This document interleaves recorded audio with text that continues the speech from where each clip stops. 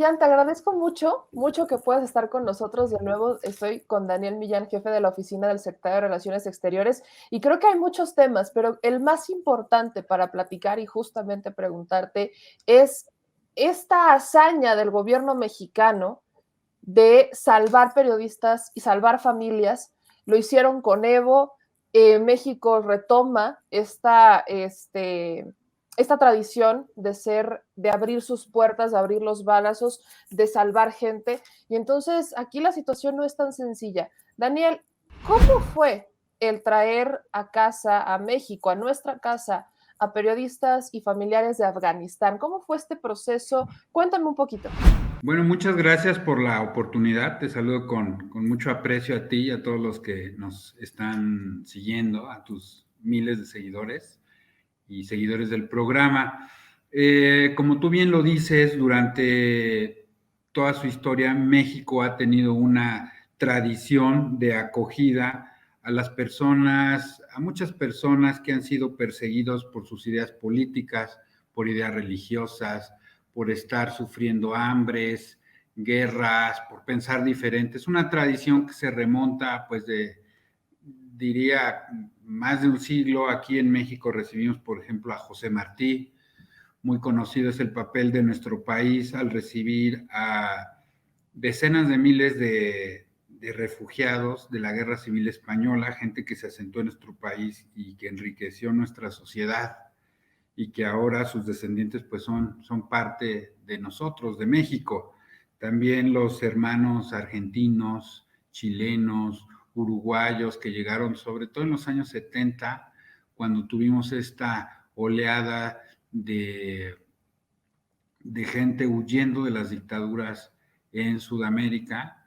Es muy recordar el papel del embajador mexicano en Santiago de Chile, que convocó una reunión en su casa a esta gente que se oponía al régimen de Pinochet, y una vez estado ellos en la residencia mexicana, el señor embajador dijo: aquí es territorio mexicano, y a partir de ahí logró salvoconductos y trajo a mucha gente que de otro modo hubiera sufrido la persecución ideológica del dictador Pinochet. Ahora, afortunadamente, el presidente Andrés Manuel López Obrador ha impulsado que México recupere sus principios más nobles de política exterior.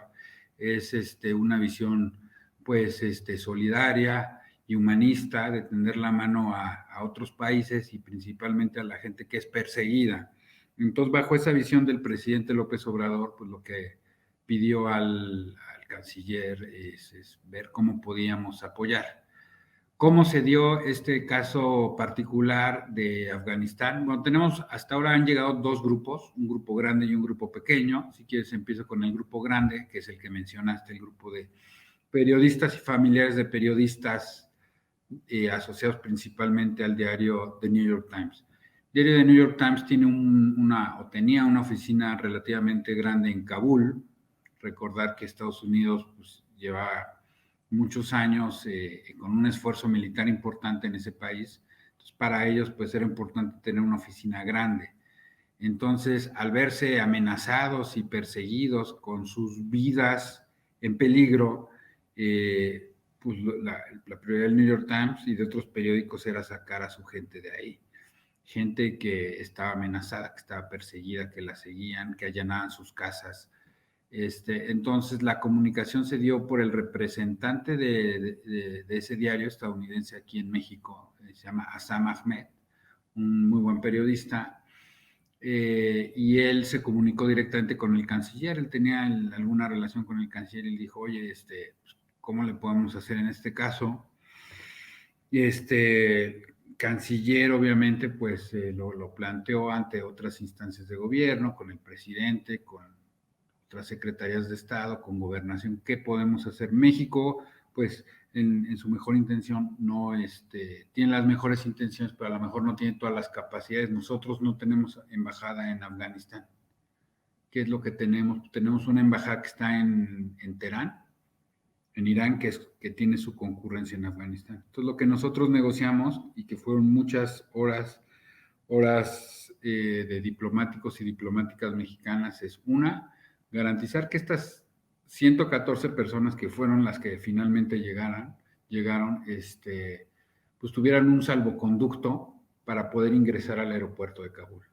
Después coordinar con el New York Times y con que pudieran salir de ahí en un avión militar, que para esto pues fue una negociación a 3 bandas con el gobierno de Qatar. Ellos pues tienen una presencia en la región, tienen aviones militares grandes, y lo que hicimos fue negociar a 3 bandas para sacarlos con ese salvoconducto mexicano y que llegaran a Doha, en Emiratos Árabes Unidos. Y de ahí, pues, ellos estuvieron un par de días más o menos, y de ahí, pues, hubo que negociar con muchos países que les dejaran utilizar su espacio aéreo, aunque les parezca increíble, pues, algunos países pues tenían algunas reservas por temas de seguridad y si esta gente estaba en listas o no estaba en listas. Y al final, pues lo negociamos. También aquí se discutió internamente qué estatus se le iba a dar. Entonces, finalmente logramos que aterrizaran hace un par de días y muy contentos de verlos llegar a un país que ciertamente tiene muchos retos, que tenemos muchos pendientes internos, pero que siempre da la bienvenida al refugiado, al perseguido. O no sé si siempre, pero tradicionalmente y esa tradición que ha recuperado el presidente López Obrador y el canciller Ebrard. Ahora, Daniel, ¿cuál es el proceso? Ya están acá estas familias, llegaron periodistas, llegaron familias de Afganistán, pero ya estando en territorio nacional, ¿qué proceso sigue? ¿Hasta dónde llega el consulado? O en este caso la embajada, la Secretaría de Relaciones Exteriores, perdón. Sí, mira, si te puedo robar un minuto de tu tiempo, nada más te cuento cómo estuvo la llegada, fue muy emotivo. Fuimos con el canciller Ebrard, con la subsecretaria de Relaciones Exteriores, que es la embajadora emérita Carmen Moreno Toscano, y el consultor jurídico Alejandro Celón. Fue muy impresionante ver que llegó esta aeronave gigante militar de Emiratos Árabes Unidos, se abrió de la parte de atrás, y pues ver descender había algunos que eran periodistas, periodistas como tú o como yo lo fui en algún momento, pero también pues familiares, empleados, choferes, mensajeros, traductores, las familias de mucha gente no traía maleta, otra gente venía con una bolsa de plástico, unos venían nada, unos ni suéter traían, imagínate, nada, venían ahí con su camisetita, y escenas conmovedoras de niños despeinados, niños llorando, bebés de brazos.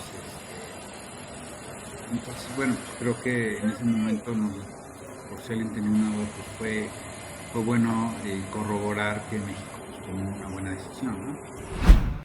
Paralelamente, ya no te conté, también hubo un segundo grupo que arribó unas horas antes, que es de 6 chicas del equipo de robótica de Afganistán, que son gente muy joven, mujeres, que rompieron los paradigmas en Afganistán y hicieron un trabajo muy destacado en el tema de la robótica y la innovación tecnológica. Ellas, entre otras cosas, son famosas porque desarrollaron un ventilador para el COVID hecho con partes de automóviles. Entonces son chicas de primera. Entonces, bueno, tanto unos como otros vienen, tanto este grupo que te digo de las jóvenes del equipo de robótica, como los grupos de asociados de New York Times, vienen con un estatus que se llama protección por razones humanitarias. Entonces ellos están protegidos por nosotros. Ellos tienen un patrocinio de organizaciones de la sociedad civil, del propio diario de New York Times y de otras agrupaciones que les están tendiendo la mano, y después ellos tienen un plazo de 180 días para ver qué quieren hacer. Algunos quizás quieran intentar aplicar por una entrada a Estados Unidos, otros posiblemente se queden en nuestro país bajo alguna figura a la que ellos pueden apelar como refugio o asilo, y eso se va a ir viendo pues en los próximos meses. Pero ahorita lo importante era salvarles la vida. Tuviste ayer esta explosión terrible, imagínate ahí murieron 60 personas que bien pudieron ser alguno de ellos. Y también, pues ellos no tenían, muchos de ellos, de estos afganos, no tienen la capacidad, o no se les está otorgando una protección inmediata en países como Estados Unidos o los países europeos. Entonces ahí es donde México está actuando. Entonces lo que viene recapitulando son 180 días que ellos pueden estar en México con este estatus, y terminado ese plazo ellos pueden decidir si optan, si quieren pedirle al Estado mexicano, yo me quiero quedar en México, ¿qué hago? O quieren irse a otro país. Ahí solo quiero precisar esta información. Ellos van a estar estos 180 días, tienen este patrocinio con el que se están justamente financiando. Sí, Te lo pregunto porque, vaya, vienen sin nada. O sea, vienen con una mano adelante y una mano atrás, muchos de ellos. es correcto, y te digo, hay organizaciones que están tendiendo la mano. Evidentemente, pues México es un país generoso, pero pues también nosotros tenemos necesidades propias de desarrollo. Entonces, pues también hay un límite en las capacidades de México para estar haciendo este tipo de patrocinios, no por falta de voluntad, sino de recursos, pero al final estamos encontrando ese balance, ¿no? Que ellos, hay gente que está apoyando en su estancia y México les está dando, uno, la acogida y dos, la protección. ¿Sabes si se ha pensado? Digo, sé que también es muy pronto, pero no sé, ¿se descarta o no se descarta que en algún futuro aquellos que decidan quedarse en México se les puedan dar programas, puedan integrarse en algunos programas de empleo o demás? Sí, es una posibilidad. Por ejemplo, ayer hablé con el subsecretario del Trabajo, Marat Bolaños, y discutimos o conversamos sobre la posibilidad de que algunos de ellos que ya tengan un estatus que les permita trabajar en México y que cumplan los criterios, pues puedan, por ejemplo, incorporarse al programa tan exitoso de Jóvenes Construyendo el Futuro. Okay. Es, Ahora, es un ejemplo, digo, esos temas que se van a ir desarrollando y definiendo pues en los próximos meses. sí, digo, nos queda claro que acaban de llegar, ¿no? Entonces Sí, es un proceso largo y sí. es un proceso que sigue su curso. Ahora, me mencionabas acá que México se adelantó un poco y tomó mayor acción con la protección, algo que no está haciendo Estados Unidos o países europeos. ¿Esto cómo deja a México? ¿Cómo deja a México ante una situación tan compleja? Digo, no es lo mismo, tomando en cuenta, por ejemplo, Bolivia o Venezuela, donde tenemos una mayor presencia, mayor relación que con Uh-huh. Afganistán. ¿No? Entonces, ¿cómo deja esta situación a México en la escala geopolítica internacional? Y particularmente, ¿cuál es la posición de México sobre lo que está pasando en Afganistán en ya materia internacional? Pues mira, son varias cuestiones las que tú estás mencionando. Evidentemente lo que ha hecho México es, en el caso de la violencia en Afganistán, pues ha sido condenar la violencia que está ocurriendo en ese país y particularmente la que es dirigida contra personas civiles. Eso por un lado. Por otro lado, pues ciertamente es una situación compleja porque México crecientemente se ha convertido en un país de acogida y de tránsito de migrantes por razones económicas, que son la mayoría de los que están llegando de los países de Centroamérica y de países como Haití, y otros por razones políticas, como en el caso de las personas que vienen de Afganistán. México, pues lo que ha tratado es, con un desafío tan complejo, es operar bajo la visión de que la migración debe ser un fenómeno ordenado, regular, seguro y con respeto a los derechos humanos. Entonces nosotros, bueno, en el caso de Centroamérica estamos recibiendo flujos grandes, importantes, gente pues que se ha visto afectada por los huracanes, por la pandemia. Y creemos, como dice el presidente López Obrador, que la gente no migra por necesidad, o sea, una minoría quizás sí, pero, perdón, por gusto. Una minoría quizás lo haga por gusto, pero la gran mayoría de la gente que emigra es pues por falta de oportunidades. Y es por eso que dentro de todo este rompecabezas que representa el desafío de la migración, pues México ha impulsado la visión de que hay que dar oportunidades en El Salvador, oportunidades en Honduras y en Guatemala, donde con recursos mexicanos se está apoyando, se están financiando los programas de Jóvenes Construyendo el Futuro y Sembrando Vida. Al mismo tiempo, México, pues año con año recibe también a más